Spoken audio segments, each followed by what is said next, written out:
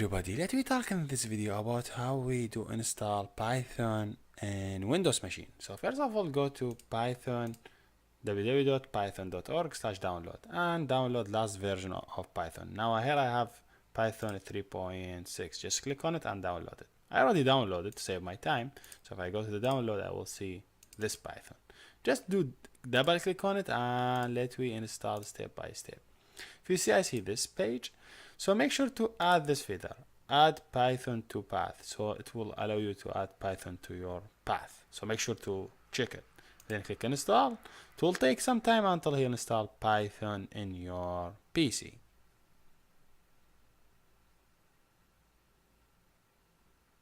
Here we go. Python is installed now. I just close it and in search I look for command prompts. Just in the search, just type com.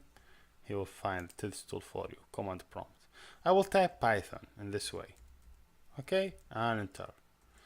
If everything is okay, I will see this page and he say, hey, Python 3.6 is installed and you could do anything with Python now.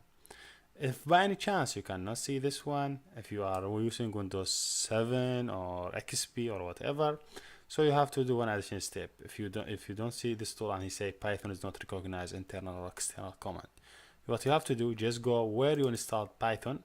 For example, I just installed it here in my PC. For example, this one, 2.7. I just copy the path.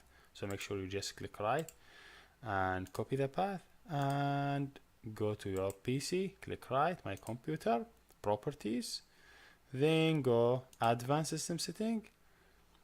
Then from advanced system setting, go environment variables, look for path, double click on it and click new and add this new path and click OK. Then OK. But on some devices you will not see the path in this way. Let me just remove this one to show you how you will see it in XP. In XP, when you click on the path, you will see it in this way. So what you have to do, just go to the end of the path and make sure you just move to the end and add semicolon, then add the path for your Python. Semicolon, then path for your Python. Then click OK. Then OK. Make sure you close the terminal, I mean command prompt. Close it, then just reopen it again. Okay. Now if I just open terminal command prompt, he will show me. If I just type Python, he have to work Python. But I already Python works, so I will not have any problem with it. This is first step. Second step, you have to use editor to write your code. I would prefer to using editor that make writing code easy, like by autocomplete and other stuff.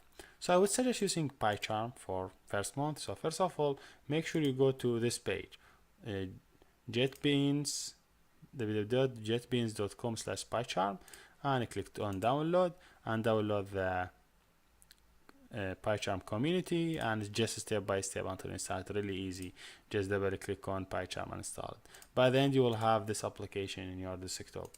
This one really helpful you as beginner, let me say for first month, just to make you to understand the syntax, and if you have any error then you could go with any editor you would like Sublime and any free editor.